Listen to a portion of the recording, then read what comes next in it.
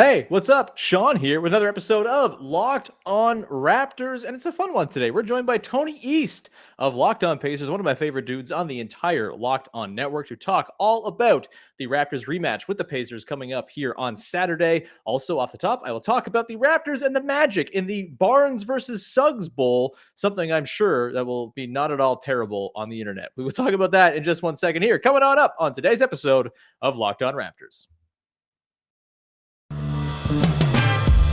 You are Locked on Raptors, your daily Toronto Raptors podcast, part of the Locked on Podcast Network, your team every day.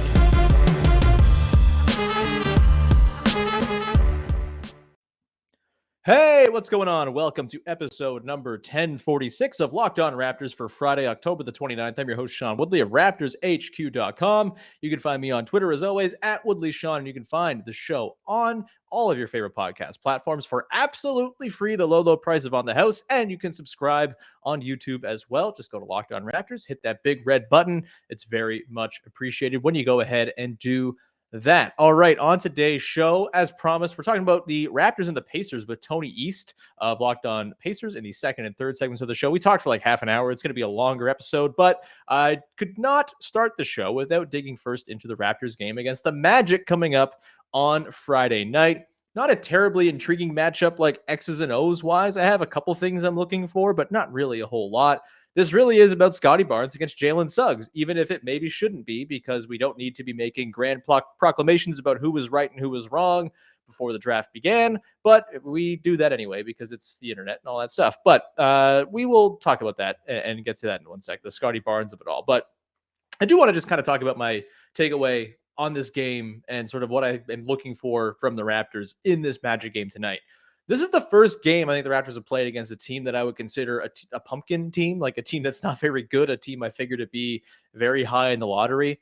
And they performed really well against some good teams so far. I think they held their own against Dallas quite well. Obviously smacked the Celtics, and who knows how good or not good the Celtics might be. There are already some pretty troubling vibes coming out of Boston there, but they have Jason Tatum and Jaylen Brown. They have talented players. That was a very impressive win that is going to keep me going for a long time. I can tell you that. But they haven't really played a pumpkin team. You know, the Wizards pretty reasonably sort of in the same range as the Raptors. The Bulls looking pretty damn good. The Pacers, I think, in the same range as the Raptors as well. The Magic, not good at all. And I'm very curious to see if the Raptors can pull out just like a very comfortable win against Orlando. I know it's just the first game they've played against one of these bad teams, and so it won't be telling of anything in sort of the grand scheme of things, but I would just like to see them come out and smack a team they're very clearly better than that. Better than. There's no reason for them not to beat this Magic team. They're looking rough right now. They're missing some key players as well. Jalen Suggs has been, I think, overextended in a very unfair way to Jalen Suggs, and those who will talk about Jalen Suggs are going to sort of look at his numbers and say, wow, Suggs, not good, but like he's playing on the Magic. There's not much in terms of infrastructure to help a point guard who is ball dominant and is going to need some outlets to pass the ball to make himself sort of sing and be Jalen Suggs. So, you know, I just think with how rough this team looks, how just sort of uninspiring they are, it'd be nice to see the Raptors come out and just kind of stake a claim to being a team that is not going to fool around with these kinds of bad teams. We know this was a trademark of the Raptors from like 2015 on, really. They just never lost to bad teams. They would routinely sweep season series against really bad teams across the league. And it would be nice to see them kind of get back to that, because last year in Tampa, they were very bad when it came to playing against teams that were their, I guess, equals in the grand scheme of things, considering they were the seventh worst team in the league. But talent-wise, their roster was way better than a lot of those other teams, especially early in the season before things kind of really, you know, went to crap. Like that 2-8 start, some of those other games in there, you know, in that 17-17 start, even some of the wins during their great stretch where they were 15-8 came against teams that stink, and they often played up to their competition against very good teams and performed quite well. I hope to see a return to form where it's just a cruise control victory against the Orlando Magic tonight, and there's no reason for them not to do it. They have, you know, the same roster they've had so far this season. Maybe Yuta Watanabe comes back. There's no shoot around Friday morning, so we won't really know, I think, until before the game what the deal with Yuta is. But he could be back in the mix here. Obviously, there's some chemistry building with this roster. The starting five has been really good now, a plus 23.7 net rating in 86 minutes. The only lineup on the team to have played more than 11 minutes. So, it remains to be seen how they find some other continuity around the rest of the game. But that's been a really nice thing to see.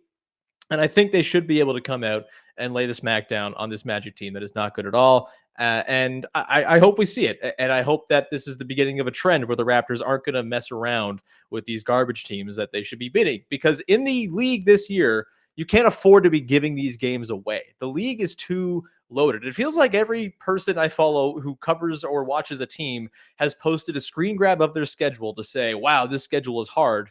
I think that might just be the case for everybody. Everyone's got a hard schedule because there's not that many really bad teams. There's lots of teams that are interesting to good.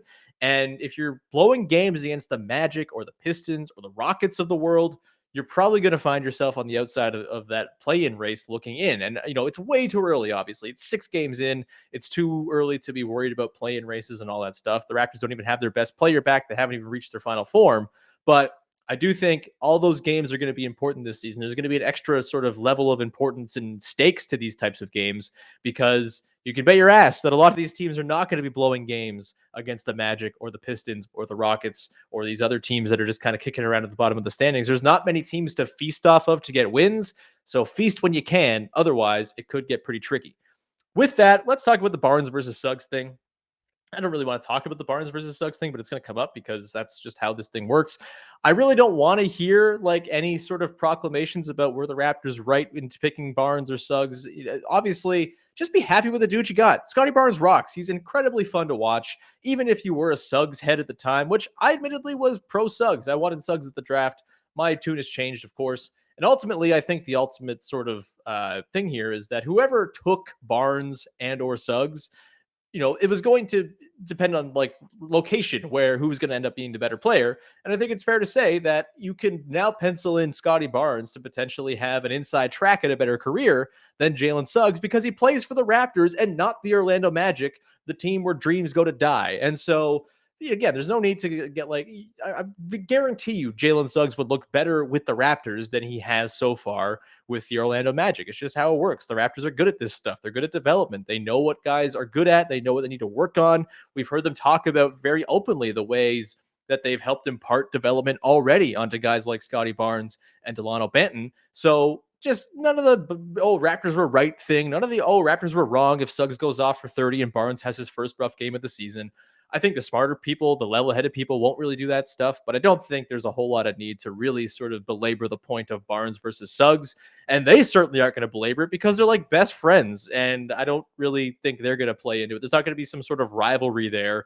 Maybe Jalen Suggs will have some sort of chip on his shoulder because the Raptors didn't take him, but ultimately, it's all kind of boring and uninteresting to me, the sort of Barnes versus Suggs comparison, especially 6 games into their respective careers. So with that, I will leave behind the talk about Jalen Suggs versus Scottie Barnes. Look forward to the Pacers and Raptors with Tony East coming up on the other side here. But first, I want to tell you about our friends over at McDonald's. This episode of Locked On Raptors is brought to you by McDonald's, serving communities proudly since 1965. McDonald's has always been more than just a place to get tasty, affordable food. It's a place where friends and family can come to reconnect, a place where classmates can meet up for study groups. I used to do that all the time. Not really studying, maybe skipping class, but either way, sometimes studying. And also, the dependable Wi-Fi is wonderful, and that's what people go there for as well. And of course, you win or lose, it's a place where teammates, competitors, the home team or the away team can come to recharge. Who didn't love going for McFlurries after a game? It is the place to always look forward to stopping on a long road trip as well. I love me some stopping at McDonald's on a road trip. It is an absolute delight. Sometimes I'll eat exclusively McDonald's on a road trip. I do drive regularly out to Nova Scotia, 18-hour drive, do it in one day. I one time had McDonald's for every meal, and I was damn happy I did because all the other options were garbage. So head to your local McDonald's to refuel and reconnect. Did somebody say Locked On Raptors watch party? You can watch stuff at McDonald's. They have TVs. I one time watched World Cup soccer there. I was out working, doing my day job, walking around the streets, and then I walked into a McDonald's to watch a big, huge World Cup game a little while ago, a few years back, and it was great. Either way, huge thank you to McDonald's for supporting the podcast. I'm loving it. Hey, Sean Woodley here from Locked On Raptors with Tony East, one of my favorite people on the Locked On Podcast Network here, talking Raptors-Pacers. They played on Wednesday night. They play again on Saturday. The Raptors have an Orlando Magic filling to that Pacers sandwich. The Nets, I think, are the filling for the Pacers. Am I correct there, Tony? How's it going, buddy? Unfortunately, you're correct that the Nets are the filling. Sean, today, here's what I was thinking about instead of trying to think about the Pacers getting embarrassed in Toronto on Saturday. We call Thursday Friday Junior. Why don't we call Wednesday like Friday the 3rd or something? See, these are the thoughts Mm. that I have to avoid thinking about what happened to the Pacers Wednesday night.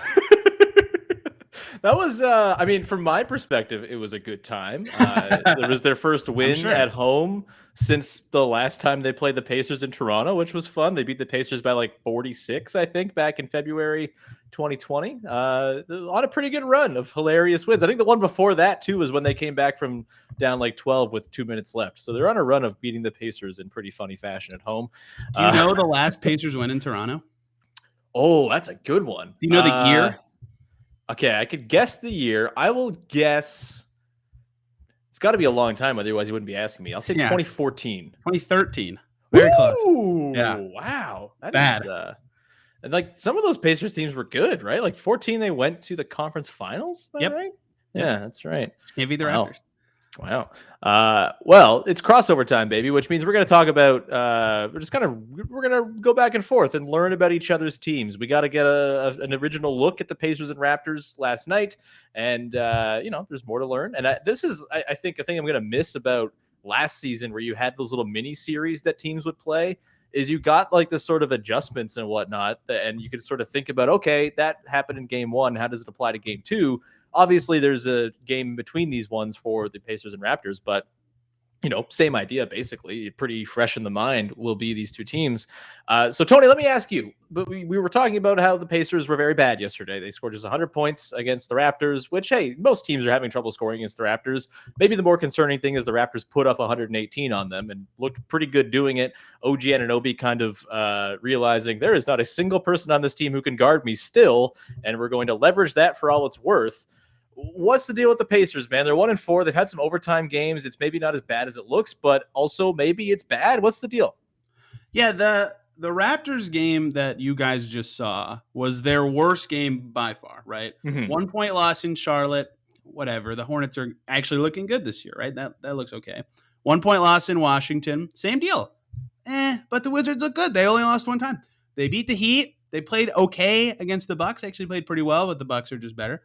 And then you saw that Raptors game where they didn't even look like they wanted to put up a fight. And that's a theme I keep hearing from people who watch the Raptors a lot, is all these teams that play the Raptors, they come out of the game and they go, wow, we had no fight the whole game, and we were turning it over too much and blah, blah, blah. And it's like, I get how every team can think that, but I think the Raptors are just doing a really good job of taking teams out of their game, and they did a good job of it and embarrassed the Pacers on Wednesday.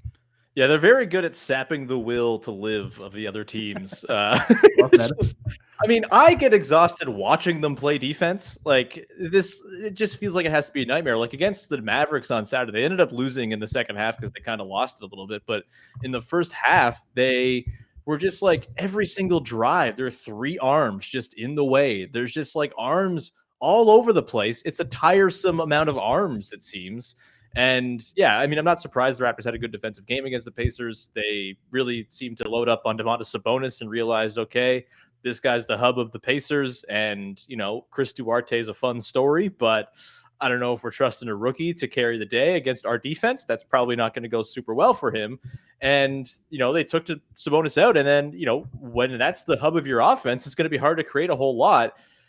Are there any sort of like counters that the Pacers have when Sabonis is cut out like that? I know Brogdon is like a pretty good on-ball guard, but maybe not exactly what you want to run your offense. Kind of akin to Fred VanVleet in a lot of ways, I would say.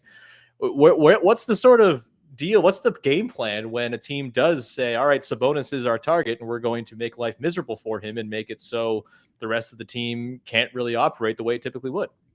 Typically, it's finding someone else who can get into the paint and make someone else get open or make cutters valuable. And I have to credit Kalen Cooper for really getting this idea into my head before I rewatched the Pacers Raptors from Wednesday. But they even started to do that in the third quarter, because before this game got completely embarrassing for the Pacers, remember they cut it to like 5 or 6 early in the third before Brogdon got hurt, because they were using Sabonis as a decoy a little bit to get other guys into the paint where they actually were able to score. So that's kind of what their counter's been. And TJ McConnell has done well at getting into the paint despite not being particularly effective this year. And Brogdon has been carrying them in terms of getting into those areas. Miles Turner had a 40-point game because he was able to do it. Like they have guys who are able to do that when Sabonis is shut down, but against the Raptors, because they were just swarming the ball, coming around screens and forcing all these turnovers, they couldn't really get into that rhythm, especially once Brogdon exited the game and they didn't have the personnel even to get guys into the paint. So the Raptors, by fortune of that injury and by their brilliant game plan, just the Pacers had no answers. Yeah, and I feel like I'm kind of running the show here, Tony. Do you have any like Raptors-y sort of queries for me? You can fire them away at me as we kind of assess where these two teams are at. Yeah, of course. How is it legal to have this many good ball handling 6'7" to 6'9" players on the same team? Well, I think if you asked a Raptors fan, if you polled Raptors fans, how many good ball handlers are there on this team? They would say there's like two, because the half court offense does not look very good. Yeah, right? okay, I understood. Like it's a weird sort of thing because even in the first game of the season, they're starting five. They threw out Fred VanVleet with Goran Dragic, OG Anunoby, Scottie Barnes, Precious Achiuwa. And in theory, all five guys can dribble and put the ball on the deck. It just didn't lead to much in the way of success. They scored like 83 points in that game. The starting five was terrible.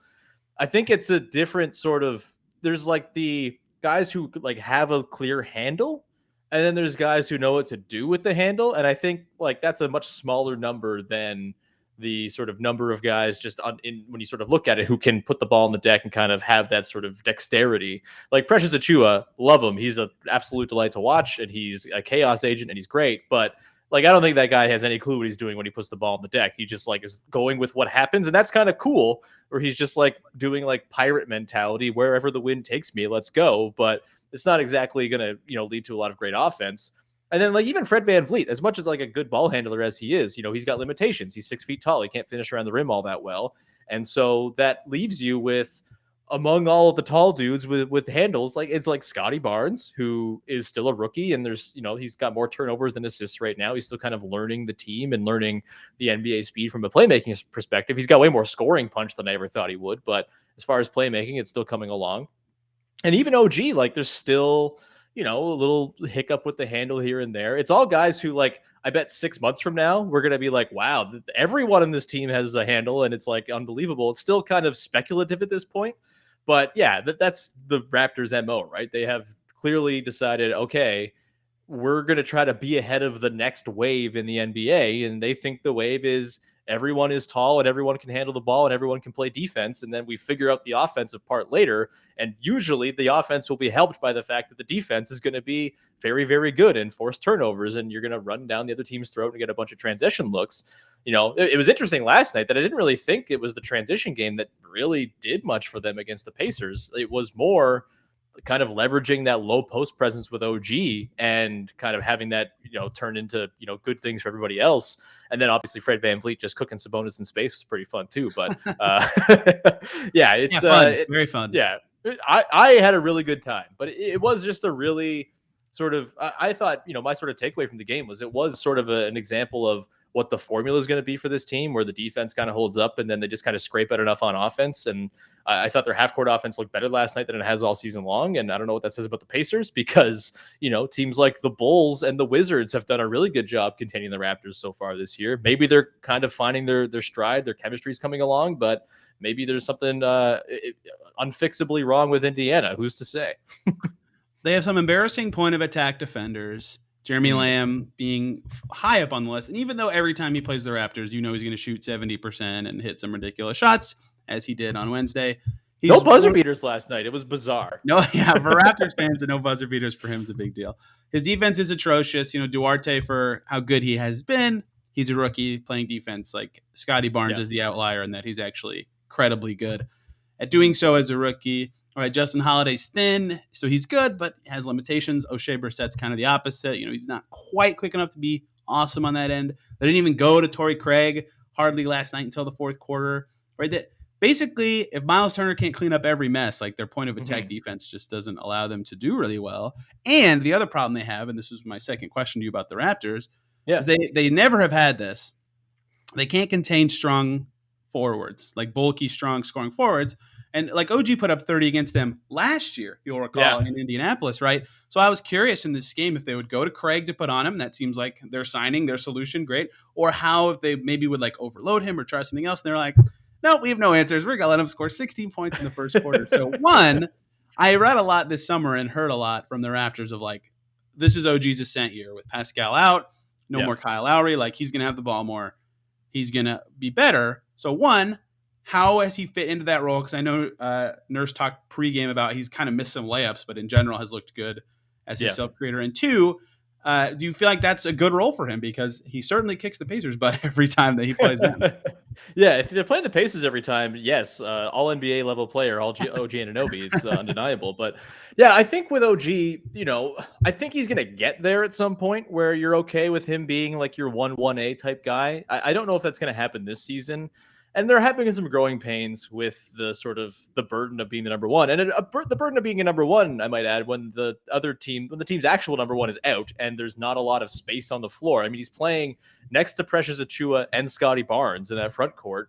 Neither guy is even like a remote threat to hit a three right now. And so there's not a ton of space he's operating with. And I think the worst of OG so far this season has been when he's kind of felt like he needs to force the issue, maybe some forced pull-ups where he's not quite on balance. And obviously you have to learn how to shoot off balance if you're actually going to be a bona fide number one day. But I think the sort of the times where OG's looked best is when he's been like a really damn good number two, where he's been cutting, where he's been sort of, he's been a trailer in transition, waiting for those threes to kind of pop back out his way. There's been a lot of number one stuff. And I think the last night against the Pacers, we're recording this on Thursday, by the way. It's also why I'm wearing the same clothes as I wore in the Thursday episode of Locked On Raptors, if anyone's thinking I'm a bum. But the game against the Pacers, that was clearly the best he looked in that clear number one role. And he was leveraging just how little the Pacers had to throw at him into, obviously getting some doubles sent his way and then finding, Kem Birch underneath for an and one, or finding Scottie Barnes flashing to the nail. That type of stuff is coming along. I think the reads are there. He's always been a good playmaker. I think it's just growing pain stuff, right? And you're going to have those games when you're learning the ropes as the number one, where you're going to shoot 3 of 17 and have 4 turnovers and 1 assist. Like that's just going to be how it happens. I think the last few games have been really promising for him, though. And I think it's going to be really good for him when Pascal gets back, because he won't have to have all of that burden. He can be a guy who maybe sets a screen for Pascal and they can kind of run a weird 3-4 pick and roll. He can be a guy who runs some pick and roll here and there, but it's not the primary way he gets his offense. He can kind of post up as well. That's been a pretty interesting part of his game. So it's going to be a kind of blend, and I don't think there will be a clear number one necessarily. I think Pascal will have the highest usage on the team, but the way OG is trending right now, I think if he kind of slots into that number two on this version of the team, it's going to be really good. And then obviously down the line, maybe he can kind of become that number one where you're comfortable with him having 26% usage and he's going to be around a 57, 58 true shooting, and you're going to be okay with that. Yeah, that makes sense to me. And Pacers fans always seem to bring up that he was available in the draft the year they did not pick him, and he went to Indiana. Yeah. TJ Leaf, not in the league right now. So I always will be both curious about his career because I talked to him at school and college, and because now he's awesome and kicks the Pacers' butt every time they seem to play him. And I'm happy to see his ascent. I think he's like the perfect, Fred, Pascal, OG is like a great trio for both being good and kind of growing with the young core that the Raptors have. Yeah, definitely. And I think, I am really intrigued by how the Pacers are going to approach him in the next game. And how do they adapt to what obviously didn't work on Wednesday? And we should talk about that, Tony. We should get to that in 1 second here. But I think you have some words to pass along about our friends over at Bet Online. Am I correct? Of course I do, because they are back and better than ever at betonline.ag. They've got a new web interface for the start of basketball season. We're only a week in, but it looks great. They have more props, more odds and lines than ever before. They remain the number one place for all the basketball and football action this season. You can head over to their new updated desktop site or their mobile website and sign up today for all the action at betonline.ag. If you do sign up, and when you do, you use the promo code LOCKEDON, you'll receive a 50% welcome bonus with your first deposit. They've got basketball, football, baseball's in the World Series. Can't root for the Braves, never root for the Braves. NHL, boxing, UFC, right to your favorite Vegas casino games. Do not wait to take advantage of everything they've got over at betonline.ag. It's the fastest and easiest way to bet on all your favorite sports. Bet online, where the game starts. What an admirable job you just did there, Tony. And I am now going to tell you about our friends over at Bet Online, who are, of course, making the best tasting protein bars you can find anywhere. They've got 9 amazing flavors in their standard lineup, including my favorite mint brownie. They've got orange, which is very good as well. Strawberries in there. Cherry barcia is quite good too. And if you don't know which flavor you want, you can get 2 of each of the 9 flavors in a mixed box and then pick for yourself which one and what you want to order a full crate of. Also, they have limited time flavors that pop up on the site from time to time as well, depending on the season. Right now, blueberry muffin might be lurking around out there, and I highly recommend if you see it on the site, snap it up because it's the best tasting protein bar I have ever tried, and that is among all of the Built Bar flavors. Blueberry muffin is hands down number 1 for me. It's awesome. I got to get myself a whole bucket worth of those.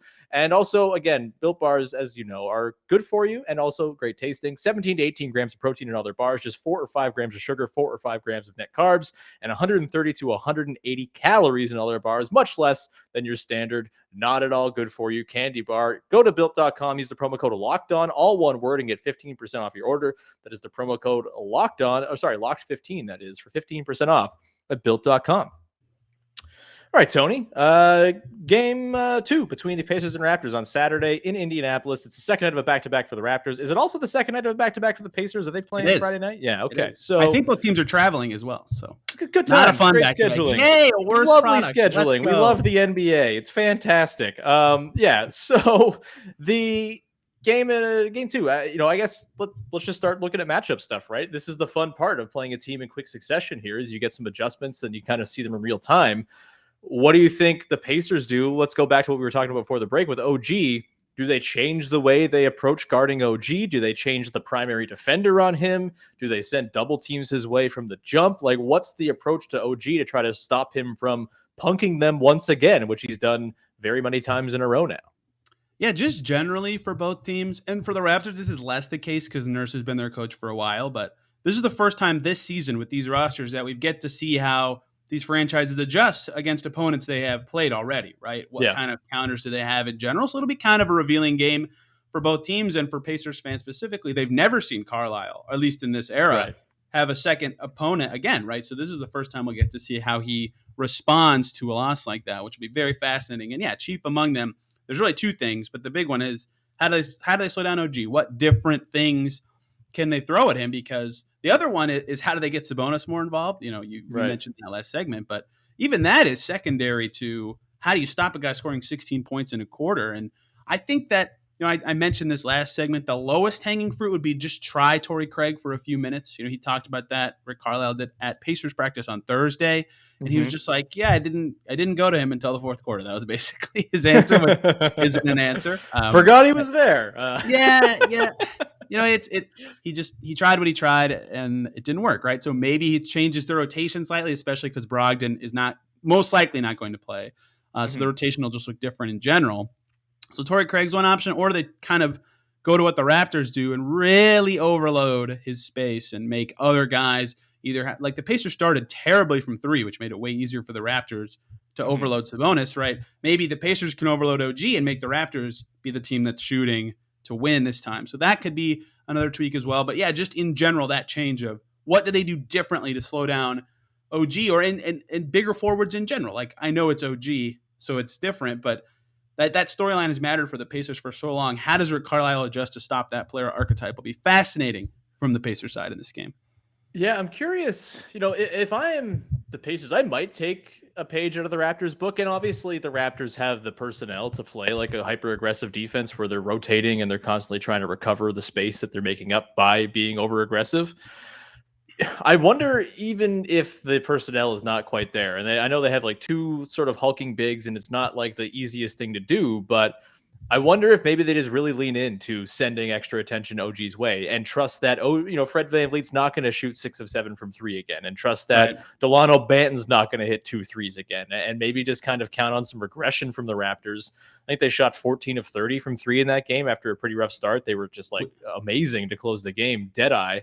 Maybe you count on the Raptors being the Raptors on offense and, considering the fact that you have Precious Achiuwa, Scottie Barnes, Gary Trent Jr., Fred VanVleet kind of around OG, it's not exactly like a murderer's row of offensive options.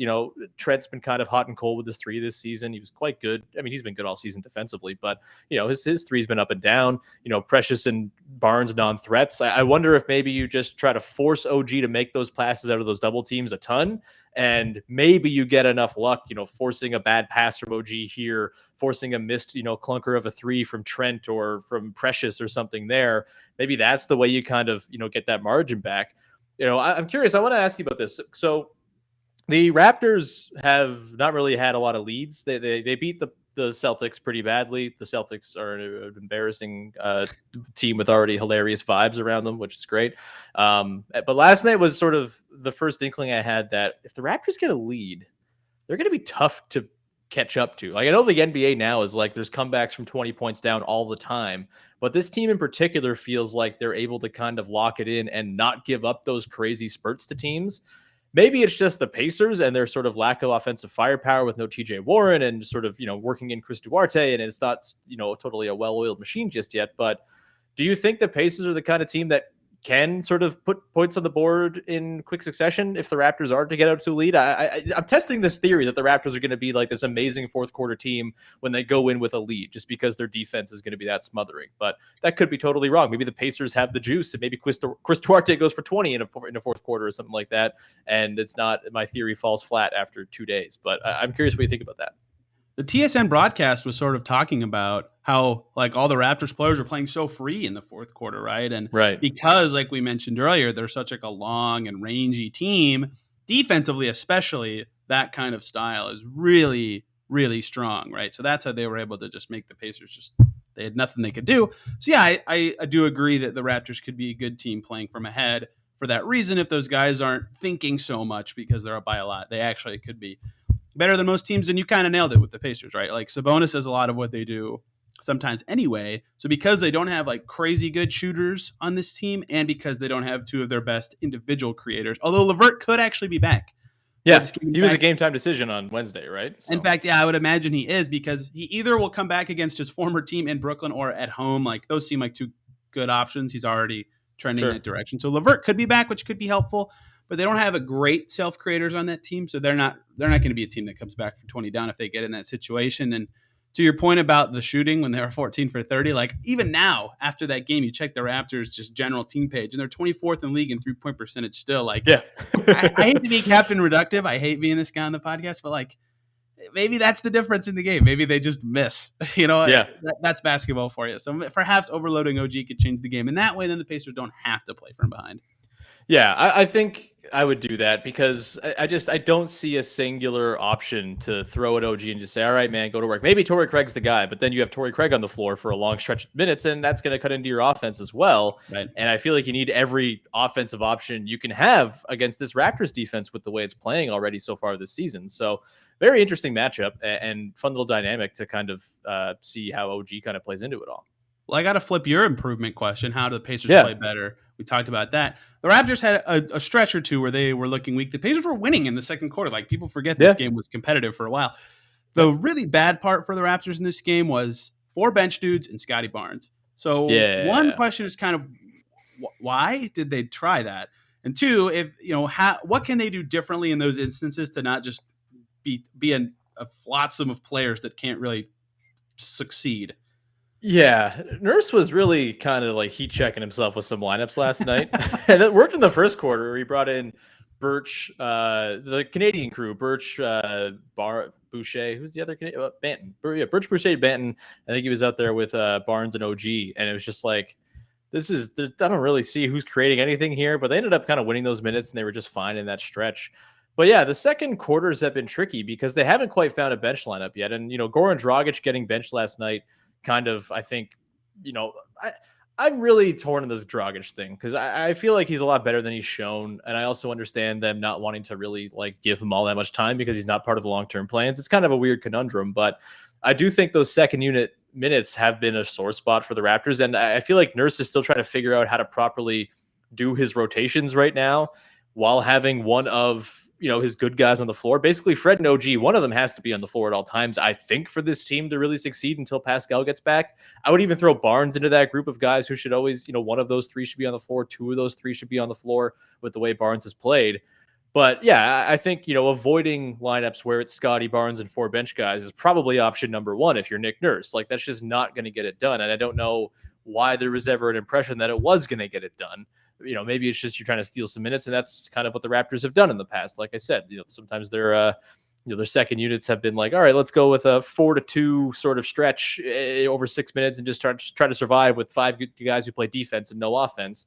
That's been a plan for Nick Nurse in the past, but I don't know if it's terribly viable when you are going against like a legitimate NBA team in the second quarter that is like presumably going to adjust and all of this stuff. The lineup stuff has been weird, and I think it's just a matter of Nurse figuring out how to use the 11 or 12 guys he has who are pretty good. And, that you're going to get into some times there where you're experimenting and the experiment goes horribly bad and your Bunsen burner explodes all over you. And that could very well take place for the Raptors if they continue to try out these bizarro lineups where Fred or OG is not on the floor. I agree with all of that. I'll be curious to see if they adjust in any way, because without that stretch, like, the Pacers would have been sunk way earlier, I think, in that game. But Brogdon getting hurt also completely changed the game. You wanted to play a short little game for us to end the show. Yeah, had a little parlor game I wanted to play. We got like 3 questions. It's not like it's anything crazy or anything like that. But the Pacers and Raptors figure to be teams that are close in the standings all season long. Unless the Pacers start is indicative of something really bad to come. I don't think it's going to be that bad. There's a lot of good players on that team, but you seem less than convinced from looking at your face right now. But let's just assume that the Raptors and Pacers are kind of in that play-in bundle of teams fighting for, spots 7 through 10. I want to just sort of see what your inklings are as a couple of these questions. So number one, who finishes higher, Raptors or Pacers? Who you got higher in the standings? You can maybe just go with your preseason prediction, or if you want to just use the 5 games that we've seen to maybe inform your take, what do you got? Yeah, no, my take on basically no team will change after 5 games, which I hate to be that guy, but it's only been 5 games and they have a new coach. The thing about the Pacers that's going to be tough for everyone who doesn't watch all their games is their schedule through like early December is insane. Like, it's unbelievable. There's a chance that they're 6-15 with like no bad losses. It's really ridiculous how hard it is. So they might get written off pretty early, and it won't be indicative of how good they are, right? So I still believe that they are, in that 7-8 range in the East. That's kind of where I pegged them before the season. So I have no reason to change that, but the Raptors are impressing me early. So perhaps they could get up ahead of the Pacers, but I don't want to change my opinions after only 5 games. I don't think anybody really is like, wow, I feel I was wrong about this team. Like, I don't think anyone's doing that yet. I'm going to do the thing you're supposed to do on a podcast, Tony, and have a hard take. The Raptors are going to finish higher than the Pacers. I feel really good about what they've done over the first week without Pascal Siakam, and a lot of the things they've not done well would be very, very helped out by the presence of Pascal Siakam. So I keep forgetting he's not playing. He's really good. That's the thing. I'm really second really team All intrigued. NBA 2 years ago. People forget that. Yeah. But the bubble, everybody, the bubble where everything was definitely real and not fake. Yes. So yeah, hey, I covered a team with PJ Warren. The bubble was the realest thing that has ever happened ever. Yeah, that's true. And hey, the Suns did go to the finals. Maybe the bubble is the only real thing we've ever seen. Who's to say? But I think I am fearful of the Pacers having like one of those seasons from hell. I don't know, but maybe that's too much. But maybe it's just me wanting to see something different from the Pacers, which they've been the same team for like 4 years, it seems. It'd be nice to see them do something different, even if it is fall to the bottom. Also, I could see the Pacers really using a high pick and being happy with that. That would be nice too. Another one for you. Who finishes higher in all defense voting, OG Anunoby or Miles Turner? Ooh, that one's tough. Miles gets a lot of votes every year he plays enough games to be eligible. He even got a lot of votes last year, and he only played like 48%, 50% of the season. That's low. It's higher than that, but not much higher. So it's possible he gets it again. His trouble has always been the same thing. It's that Embiid and Gobert play his position. So voting for him is always a little skewed by the fact that 2 beasts play center as well. So, right. So currently this season, I mean, I'll have to do a segment on this eventually. Carlisle's just not playing him like down the stretch of games. Like, he'll play a lot in the first half and a little in the third, and then not at all. And they've had a lot of close games. And so, the one center lineups have been better for the Pacers since the dawn of time with this duo. So I get like why. It's just really strange how low the minutes are in the fourth. So if he doesn't end up playing very much, OG's going to smoke him in the votes because he's not even going to have enough minutes to have this giant, sizable, standout impact in the way that OG already has this year. Yeah, if Rick Carlisle will using him like I think you should use Miles Turner, which is just play him a lot because he's good at defense and it's nice to have him out there. And also he shoots some threes. Like I like Miles Turner a lot. My Miles Turner agenda for the Raptors to trade for him still goes strong, even though it's not happening. But I think I would go Turner if I trusted that he was going to play a lot, but the not playing in the fourth quarter really hurts that right now. So I will say OG for now as well. I'll bring you the last one here. Who finishes? Maybe what's the better way to frame this one? Okay, let's do this. Higher points per game between the two Dynamo rookies on these two teams, Scottie Barnes or Chris Duarte. What you got? Wow. I loved Barnes pre-draft, so this is a tough one. I want to pick Duarte because he has just been flames so far. And he looks awesome. Like guys he might already be the best off the dribble shooter on the Pacers, which is crazy. The reason I'm not going to pick Duarte is so lame, but his role is going to get smaller when some of these guys come back from injuries. LeVert was one of them. Brogdon's hurt now, so it might not change that much like right away, but his role will get smaller in a way that I don't think Scottie's will. And Scottie's shooting 16% from three, which is like unsustainably bad. He's taken like 4 threes. He's not a good 3-point shooter, but once he gets any sort of range, I think he'll be like a solid 15 to 18 guy. And I think Duarte settles in around 14, 12-ish. Once his role gets smaller, he's got every right to shoot a bunch right now, and he's doing a great job. But I don't know. Maybe his role stays big or Warren comes back later than I'm thinking. But I'm going to barely go with Scottie, but that is Duarte's best skill so far, and it's very possible he catches him. Yeah, I will say Duarte finishes That's higher really points close. per You got me game. thinking hard about this. Sorry. Hey, man, I'm a professional parlor gamer, I suppose. But no, I think Duarte will finish higher points per game just because it feels like they really need him a whole lot. And I do think that when Pascal Siakam gets back, there's a chance, even though I won't agree with it, that Barnes moves to the bench and just has like a lesser role. I mean, that could open him up to be more of an offensive presence in those second units. So it could kind of work in his favor scoring wise in this very interesting parlor game that he definitely cares about. But I think I would probably pick Barnes to finish higher in like rookie of the year voting just because of the more sort of all encompassing impact. But scoring wise, I would say Duarte, just because that dude really seems like he can get his own shot off. And Barnes, while he's like a really good finisher around the basket right now, still pretty dependent to have guys service him, outside of the odd time where he'll put it on the deck and yam on Isaiah Jackson or whatever. But I think I will go with Duarte as the higher scorer to Isaiah Jackson is such a Raptors player. I can't believe he's not on the Raptors. He's cool. He was the only guy who could stay in front of Scottie Barnes yesterday. He played incredibly well until he got hurt. He was awesome. Yeah, he blocked the lob that was so high. I thought they were about to call goaltending, and it wasn't even a shot. It was crazy. Yeah, I hope he's all right. Is he going to be playing on Saturday? No. That's a bummer. He's probably not going to be playing for a while. Ew, that's not awesome. Shouts to Isaiah Jackson. We like that guy. I've seen him play one time, but I like him. He was fun. Anyway, I think that should probably be it. We've got very long here, Tony, but this was a lot of fun. Thanks for doing this, dude. It's always a good time to catch up. Where can people check out all of your wonderful work? Yeah, of course, two people who talk into a microphone every day can't shut up when they're talking to each other. As you can see, if you're on YouTube on the banner, I'm on Twitter at TEastNBA, at Locked On Pacers if you want to listen to the podcast. And I write in a couple of places. I share all the links on my Twitter feeds. That's the easiest way to figure out where they all are. Right on. You can find me on Twitter, of course, at Woodley Sean. The Locked On Raptors podcast is on your favorite platforms and on YouTube as well. And you can listen to my other podcast called Basketball. It's a fun podcast I do with Katie Heindel. In the most recent episode we did our annual Halloween special where we do a dramatic reading of Katie's annual Halloween story, formerly posted to the Classical, but she writes a new one every single year now for Basketball Feelings. And we did a very good dramatic reading where I did a good Klay Thompson stoner voice and a bunch of other fun voiceover stuff on that podcast. You go listen to that on all your favorite podcast platforms as well. And you can find me writing at RaptorsHQ.com. And that'll do it. Tony, enjoy the game Saturday, buddy. We'll talk again soon, I'm sure.